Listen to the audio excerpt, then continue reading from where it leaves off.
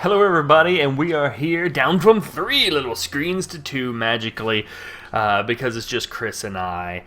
Today, we are going to talk about, in our 13th episode of Unchained Vodcast, races. We're racing to the top. We're going to talk about races in Camelot Unchained, and there's a lot of them, and there's more coming. So, Yep. how's it going, Chris? I mean, we've already been talking about that a little bit, but Yep. I know you've got some cider there. Yep. Getting settled after a long day at work. So I'm good now. Now that I'm back home. It always confuses me because I forget that it's nighttime there. It's kind of 11:30 p.m. here, yeah. You've got a bright light back there. It confuses me, and I think it's daytime. It's daytime here. It should be daytime there. It's to pretend it's daytime. So it doesn't confuse viewers also. Well, I'm excited about our topic today. I like talking. too. I should say racing is an interesting topic for me in different games. I really like getting into the races and the lore for the races. There's a ton of lore in Camelot Unchained, and we're not really going to talk about lore specifically. Not in depth for each of the races because we would be here all day. But instead, we're going to talk about some of the races, talk about whether there's things that are missing, things that we could add that would be fantastic. Well, not that we could add, but that City State could add, obviously. And go into there from there. So, to start off, there have been a host of races so far. There's been plenty of them put out. And one of the things they've said, though, is that they're going to propose new races. They're going to propose more than the ones that we have currently. And that some of the ones that are out there are going to go away. They may let us vote on them, and some of the ones that have been put out there. They did guarantee that we'll get a vote, at least on some of them. On some the of ones them. they're gonna add. Yeah. So some of the races, may go away. And so what are y'all's thoughts on that? On having these races that are up there now that, they may not necessarily be 100% guaranteed? I'd say the problem is with that, there's already lore written for a lot of those races. It makes me wonder if the ones who don't really have much becoming stories are the ones that might get scrapped. And I want my butt wings. That's where I was going to, yeah. You shut your mouth. They're not doing anything with my Sturm. Sturm are like one of the only ones that they've actually had in the game, though. So I'm like, you can't get rid of them. We've got to have dragons.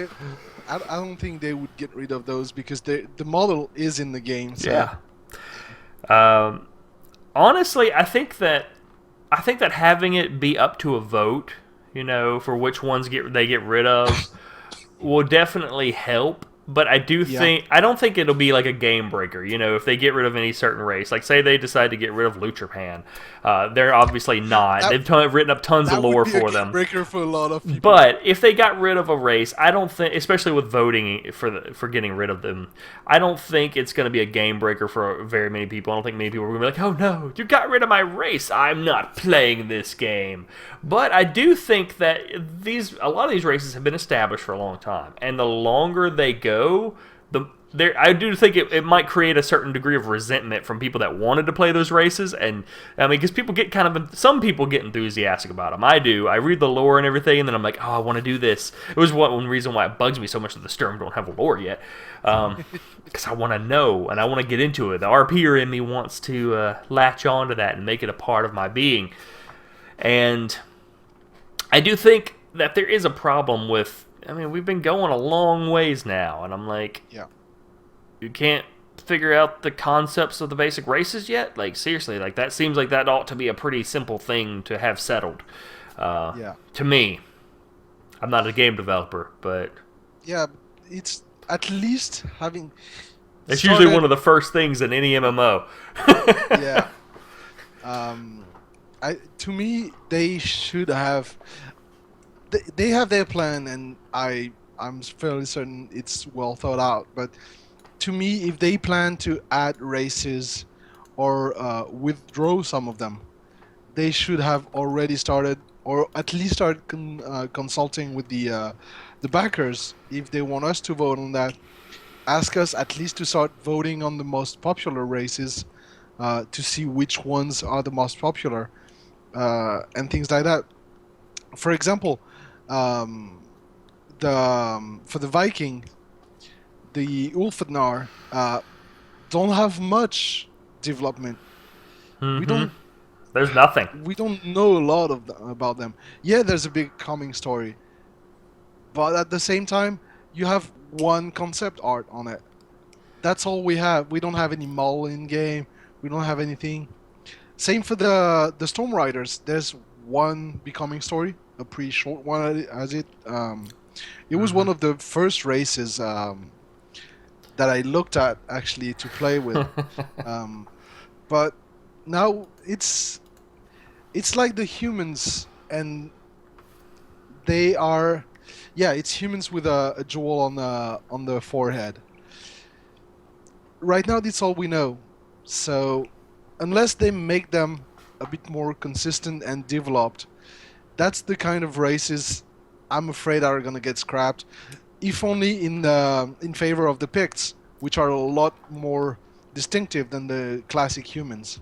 Yeah, and they've already kind of admitted that the Ulfnar are probably at the very least maybe getting redone conceptually because they haven't really settled or been very happy with what they were working with before, and that's why there's not more content out for them, because they're really looking at them again, going, maybe are we gonna do it or not? Maybe we need to redo that. And I'm with Nanolak here. I'm a human in real life. I don't want to play a human. Honestly, having all these human races bugs me, which leads me to my next question for everybody, which is, there's a lot of races already, and they've said that they're going to add more, and then probably pare it down some as well. So what is missing from the races? I know a lot of people want small races. The Arthurians don't have a small race yet. No. That is a thing. Everyone else has a small race. The Arthurians do not. I don't want the Sturm to be a small race. No shrinking my dragon people. I don't want kobolds. Yeah, no. I know that they said they're gonna add more human races. Yeah. Well, human-looking races. I'm not too much in favor of that, even if it was by popular demand. But at the same time, to hell with your popular demand. It's always the same with a community like ours. It's a really vocal and involved community, but it's still a very small one. It might be popular demand for the community of the backers, but it might not be what the rest of the players that might play the game want. So I think they need both a balance of humans looking and a bit more out there, a bit more BSC. Not even BSC, just different races. Yeah. And I do think there's room to add races over time, too. Like, I don't think they necessarily have to have all the races in for launch. I do think there's room to expand that like they do with classes as well. They want to add more classes over time. I think they can theoretically add more races over time, too, so that they don't have to cram everything in right away. So something that does go away it's easier to may add come back. A race than to add a class, because you can offer the opportunity for the players to switch race more easily than to switch class. Mm-hmm. One thing I've noticed that seems to be missing, so far the Vikings have the smallest race pool. They've had the least love when it comes to races. And one thing I've really noticed is that the Vikings have the fewest non-humanoid races. Like, if you look at all their races, almost every one of them are basically human. Every other faction has at least one or two things that are weird. The Vikings really have none. Probably the Valkyries come the closest in that they're kind of a little bit bird-like, but like this much. No, it's just humans with feathers instead of hair. Yeah, that's about it. Even their giant race, the Jotnars, they're big just humans. Giants. They're just giant humans. They're giant humans with eyes in the beard and in the hair. And same for the Vergars. Yeah, so for this, I started doing some digging. Yeah. I started looking into like Viking mythology and stuff, trying to come up with some kind of far-fetched ideas of different like more monstrous races they could have for the Vikings. One thing I thought of was the I think it's called like a Bargeist or something. It's basically like a bear spirit, which I thought could be cool. Some kind of like half bear man or something would be pretty cool as a race, and that I think could maybe fit with their The problem is setup how some. do you make it that doesn't look like a human with a bare head? Or like the Kate Sith. Yeah.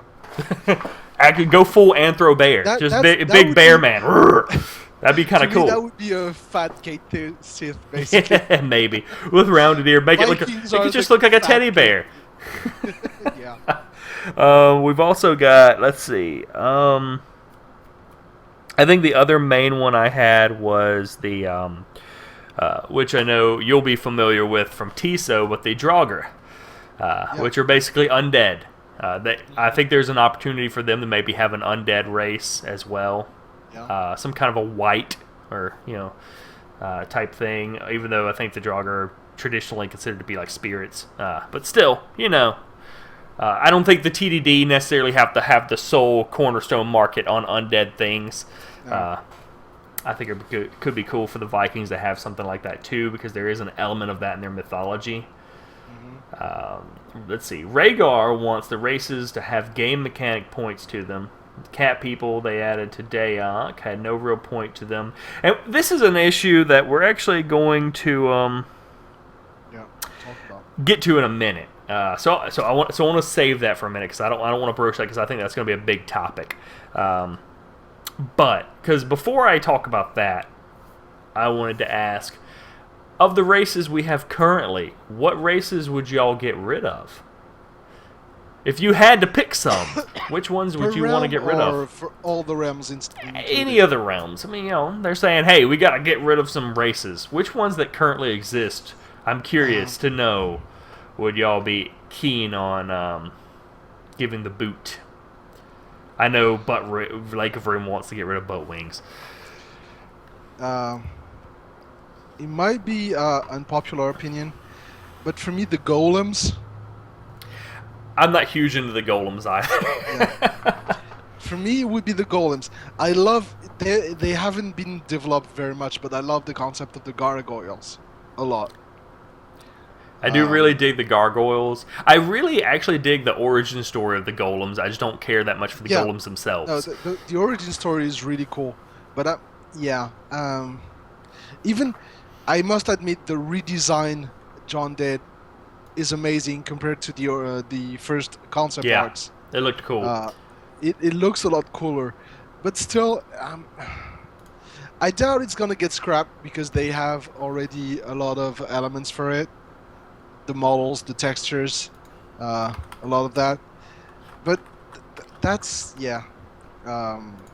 for me, that's one of the races I care the least for, basically. Mine was pretty easy. I got two right off the bat when I was just like, I did kind of think of golems too, but then I went straight from there to the Storm Riders and the Silver Hands because I don't see any reason of having more than one humanoid race. It makes no sense to me. I think it's silly. But obviously lots of other people want more slight variations on what a human is. To me, I'm like, you've got a human. You've already got one. You don't need another one. But, whatever. Golems, though, I think are a fair point. Because, I don't know. I do know some people that like the idea of the golems, though. But I really like the gargoyles. I think gargoyles are really cool. Gargoyles, yeah. But they need... Same. For all... which is weird. Well, not really, but it's kind of a trend also. The Arthurian races are not that hugely developed. The Picts, we had some concept art, but we have only a little becoming stories, and they're not even on the webpage for the races. Mm-hmm. The gargoyles are barely developed also. Yeah. We have a few concept art. We have... They do have some becoming story. I think they have 2 becoming stories for the gargoyles, and there's like 3 for the golems, so I don't think they're going anywhere. No, the golems, they're not going anywhere. Um, there are, yeah.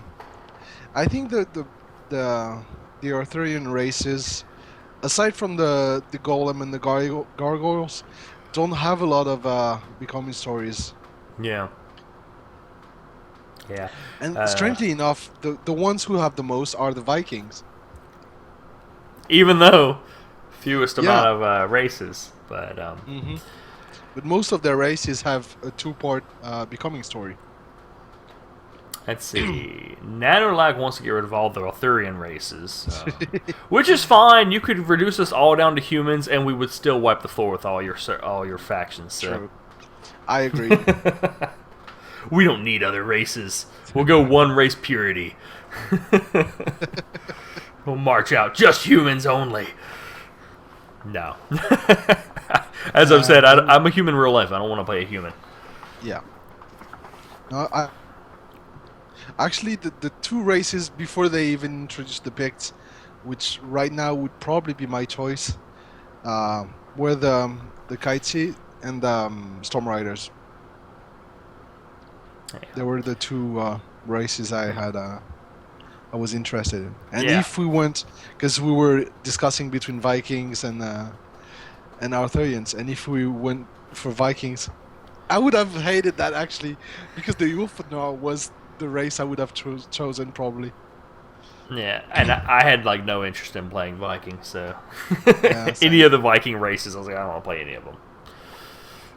And I don't really have any interest in most of the TDD races. I wanted to play a Hamadryad, but that's besides the point. I want my antennas, my antennae. But anyway,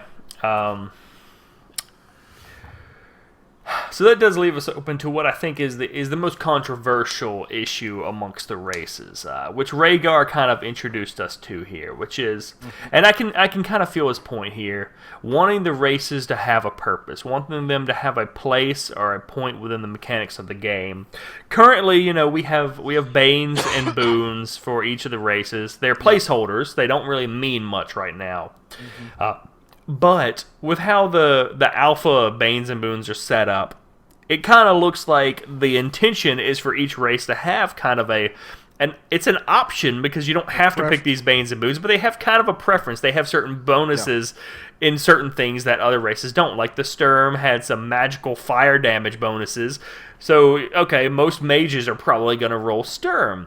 And then the golems had some crafting. The golems have some crafting bonuses that I presume aren't going to be existing on the other races. Again, that's an assumption, but well, they are a construct, so it fits in the lore also. Yeah, it does. But my question is, obviously Rhaegar, I'm assuming likes this because it establishes their role in the game. My question is does everybody like that? Is everyone going for that? Because I have to admit, I'm kind of reticent about that.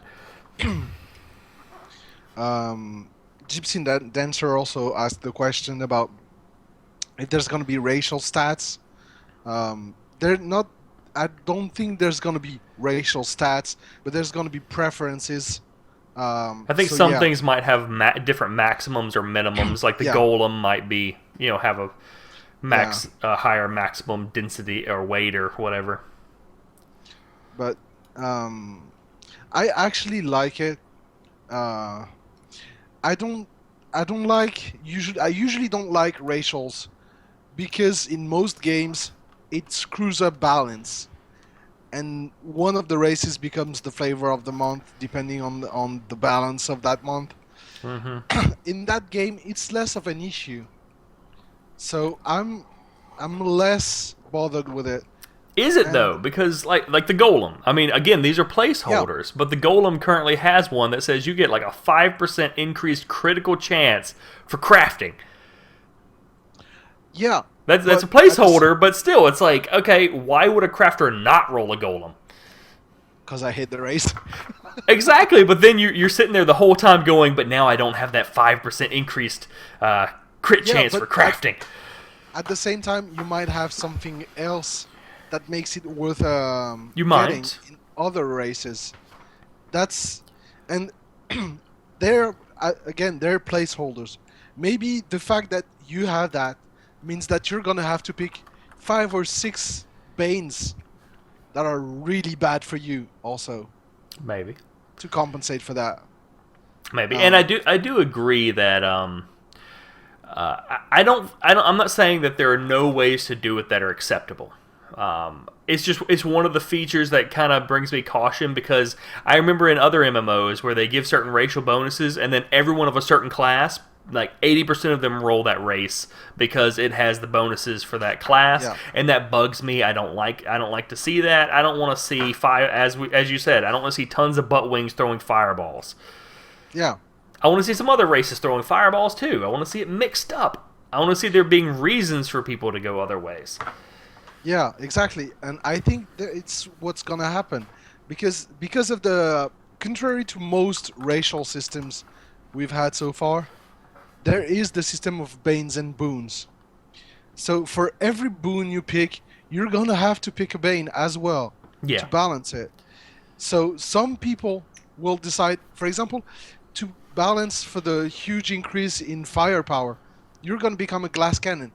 And knowing how the combat will work, some people might hate being a glass cannon because you can throw one fireball and then you're dead.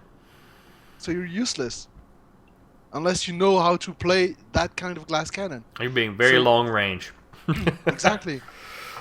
But I think the way the Banes and Boons are designed will make it more like, just like most of the rest, more of a flavor and a preference in playstyle than an absolute best in slot. Yeah. And this is something where Rhaegar wants options. You know, he loves figuring out the different combinations that you can have Yeah. between like the abilities and the racials, and I can feel that. And that's one of my favorite things, is coming up with an idea that I don't feel like a ton of people have done, and being inventive in that way, and trying to express myself through the character and my choices, and trying out different things with those choices, which I like in this system. How it gives you the options to kind of do that, because you have the Banes and the Boons, and you don't have to pick those racial ones. You can pick other things and try a different focus. Um, I think. Well, I guess what do you think is necessary? What sort of things should they focus on with the racial Banes and Boons to try and make the best of them? I guess. I'd say make them more like a flavor, as I said, because we're gonna have the general Banes and Boons. We're gonna have, unless they completely rework the system, but we're gonna have the realm Banes and Mm-hmm. Boons, then the classes Banes and Boons, and then the race. That's a lot of choice. Yeah. Uh, so making the race Banes and Boons attractive but not best in slot is a good way to make you choose more carefully. Also, I think a lot of people will choose a lot very carefully because, again, choice matters. So they're gonna have to choose where they're gonna want to put their points because you can't have everything. Yeah. I But could. for the racials, um, I want something uh, that matches the lore.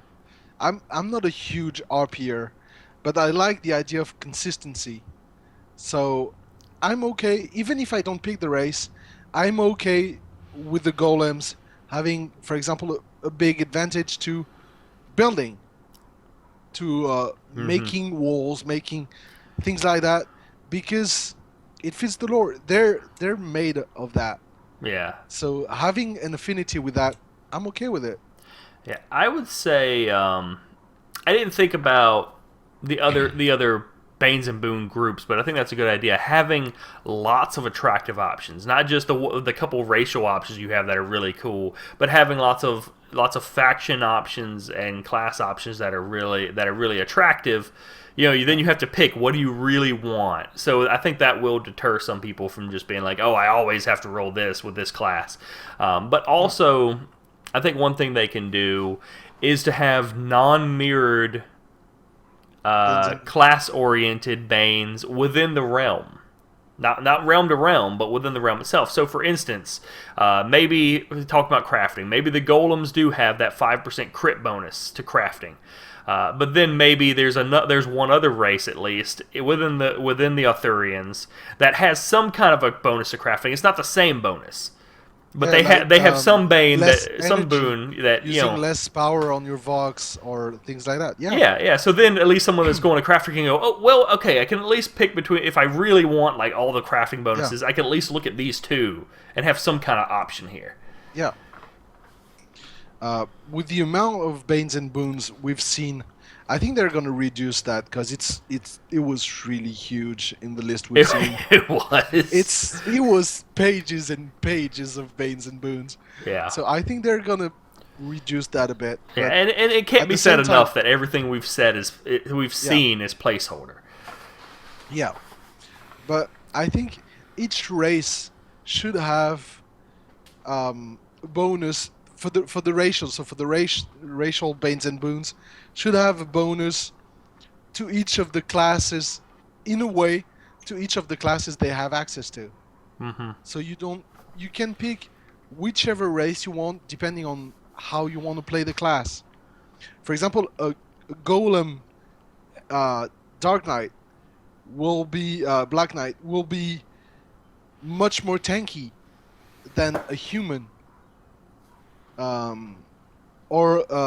You have a Lutrapan Stealther will be much better at stealthing than say a Fearbog, but at the same time the Fearbog might have a better camouflage or things like that. Uh-huh. So each option should be more of a playstyle choice than the best in slot choice.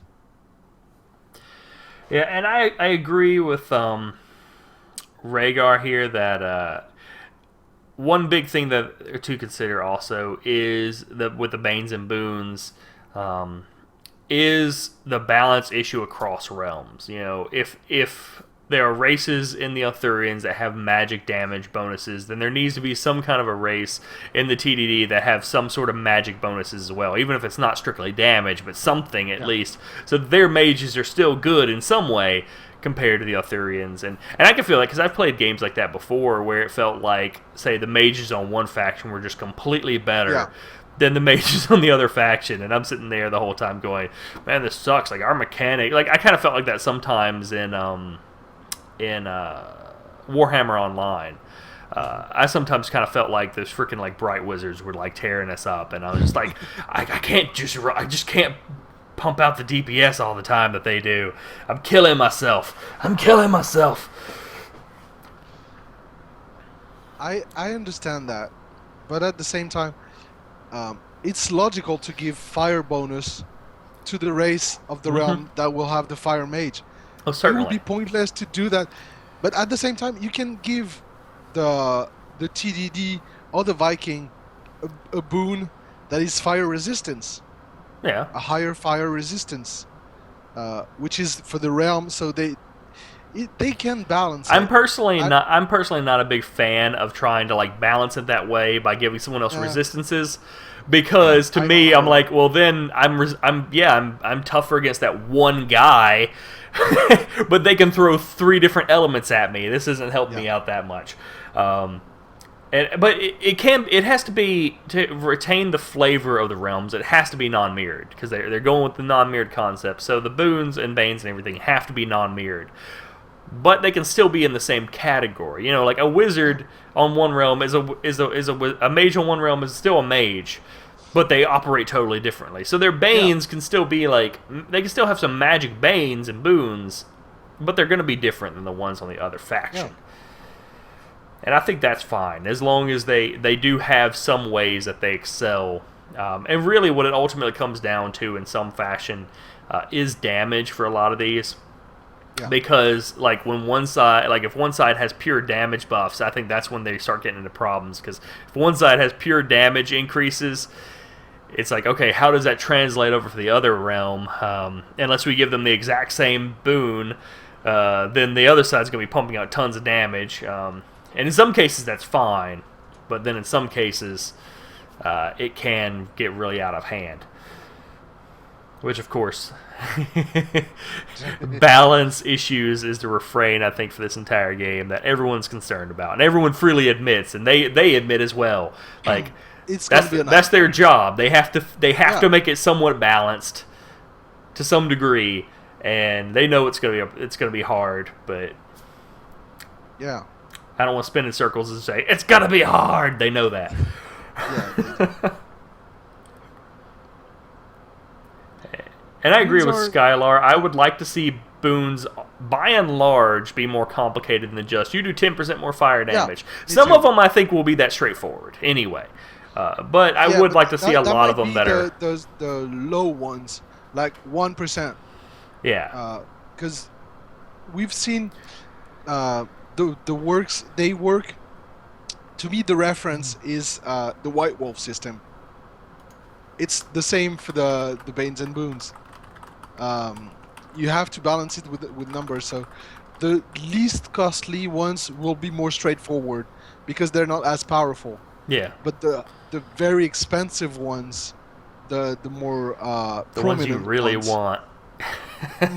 the ones that, if you glance at them, look completely overpowered, but have so many side effects or conditions to fulfill before they activate that they actually, unless you play very focusedly on that type of boons, will be useless. Woo, I now do 5% increase to all my fire magic damage, but I have 10 points of Banes I have to get. Yeah, exactly. What am I going to pick now? Let's see. I'll do less damage at night, so I can do plus 10% during the day and be amazing. Plus 5% during the day and be amazing, but at night I won't be able to do nearly as much damage. And then I'll take extra damage from lightning, and I'll just stay away from those annoying Vikings. I won't fight them at all. Yeah, no, I think, yeah, I hope the Banes and Boons are going to be a pain in the ass for us to decide. Yeah. Because that would mean that the system is really well done, because most of the choices are attractive, and most of the boons are really a pain in the ass. I think that's important for the Banes and Boons, is to make it so that a lot of them are very attractive choices, and there are no throwaways. I think that's important. In the Banes, don't give any throwaway Banes that are just like, I'll just take that Bane and it doesn't really matter, which is sometimes hard to do. It's sometimes hard to have like penalty stats like that aren't just discards, because you don't want to have ones that are too penalizing. And I feel like the character stats are really where we're going to be sitting there and we're like, oh man, I only have this many points and I really want to spend it on some of this stuff. More so than the Banes and Boons. Like the Banes and Boons will be like, I really want this, but I can pay for it and I can sacrifice it. But stats, you're going to be sitting there with your limited point pool going, Which put one here and then one here. I really want to put a bunch in here, but I can't afford it. Yeah, and as Skylar said, if the Banes and Boons are not a pain in the ass, they're not meaningful enough.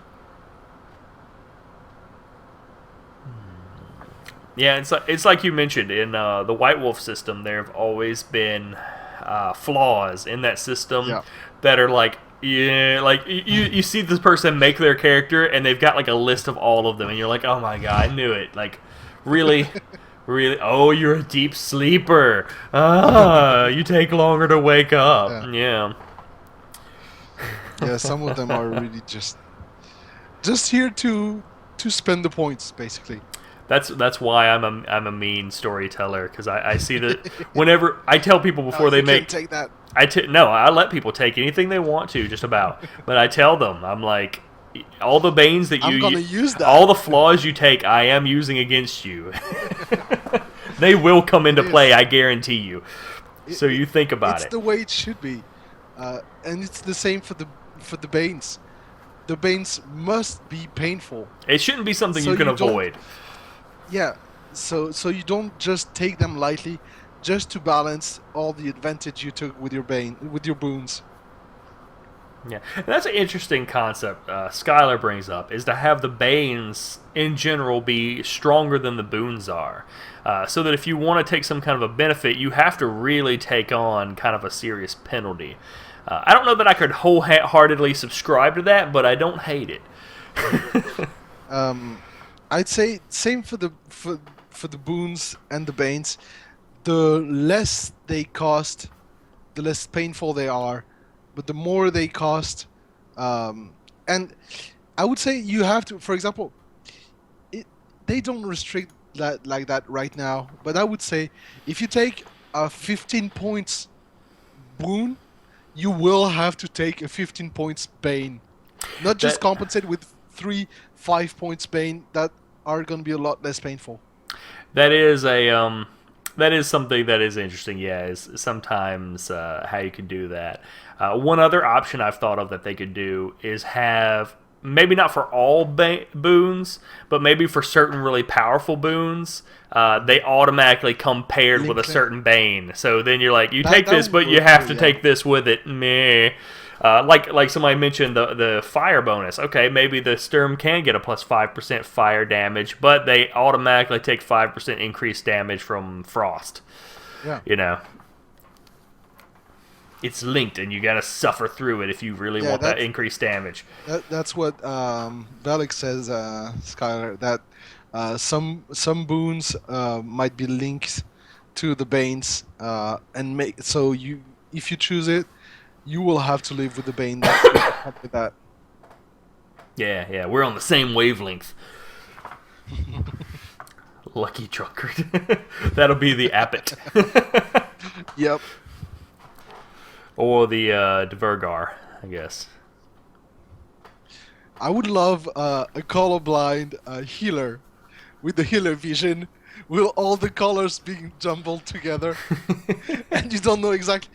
Okay, That would be which kind of state cool. is that one? Which state is that one? That's like playing WoW when you drink too much booze and all the screen starts going. I'd Yeah. do that just to have the screen go crazy. But I do agree, Skylar. Though I think taking certain really powerful boons, and making them be forcibly paired with certain banes or something would help with some of the balancing in the game. So that I don't know, that might be an option they're considering. They haven't mentioned it. I don't know that anyone's asked them, but I definitely think it could be an option that would help with balancing a little bit. Yeah. Since it'd be kind of a given, like, okay, well, we know you're going to have this thing. Because options are fantastic and choices matter, but sometimes too many options can really be a nightmare for balance. Yeah, and it would help them also make it easier for them to balance things. Yeah. But get back on the point of races and boons and banes for races, yeah, I want to see boons that can be applied to all the classes. So the racial bonuses, banes and boons should be focused on the realm classes. So then the classes one be a bit more general, and the more you go in general terms, the more it's going to be general. But for the race, I would like to see something like some types of magic resistance or bonuses, crafting bonuses or resistance, or some bonus to some type of crafting. But yeah, making it focused on all the classes that you have access to, so not one race will go for one class and one race for the other class and one race for the other class, but Yeah. all the races being interesting in different playstyle ways for all the classes. Yeah, and I think like looking at the placeholder banes and boons that we've seen for alpha so far, honestly, like the ones that I've been most inclined to want to go for aren't the racial ones at all. They've been the like the realm oriented boons. I've been like, I want those. To hell with the racial ones. I want the more realm play style, because that's my mindset. I think is how do I play with the realm more so than how do I fit in my individual class itself. I do have to agree with Gypsy Dancer. Balance is something that, I mean, that's kind of the point of the game. There is no 100% balance. The realms have to be balanced. Said they won't look for 100% balance Yeah, anyway. yeah. The realms have to be balanced. At least not class per class. Yeah, the realms have to be balanced against each other. as a whole. Yeah. And even then, it can't necessarily be perfect. That's why it's a 3v3 game. And that's the beauty of having a 3-realm game, because they don't necessarily have to be 100% balanced in that way. The classes have to be, compared to each other, have to even less have a stress to be balanced, because dueling and one-on-one fighting doesn't matter at all, really. Yeah. There needs to be some level of balance, of course. They have to push for as much as they can get, but ultimately, like, perfect balance, that doesn't happen. That doesn't even happen in games with just 2 realms with identical classes. Yeah. So it's certainly not going to happen in a non-mirrored game.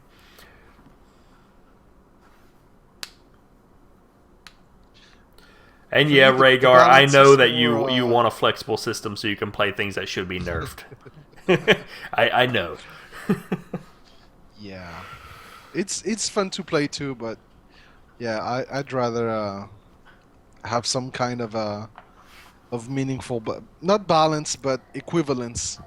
I'm not a big fan of the word balance, because it means the exact same capacities and powers for everybody. That's not what makes a game interesting. It's being able to do the same things just in different ways. Yeah, for me personally, my favorite type of balance is for have everyone be amazing at what they do. Rather than having like, okay, well, this person's kind of balanced against this, and then this is balanced against this. Honestly, my favorite thing to have is, well, this person's great at damage. They do tons of damage. They're amazing at damage. They're weak as a sock, but they're amazing at damage. And then this guy's also amazing at damage. And if he jumps you and you're not as good of a player as him, he's going to blast you away and you're going to die. And I'm okay with that, because then next time I come back and maybe I do better than him. Rather than everyone being balanced by, some games they will nerf like every class, making everyone weaker, but to try to somehow establish balance between them, and it just draws the fights out longer and everything. And I'm like, nah, just crank it up to 11.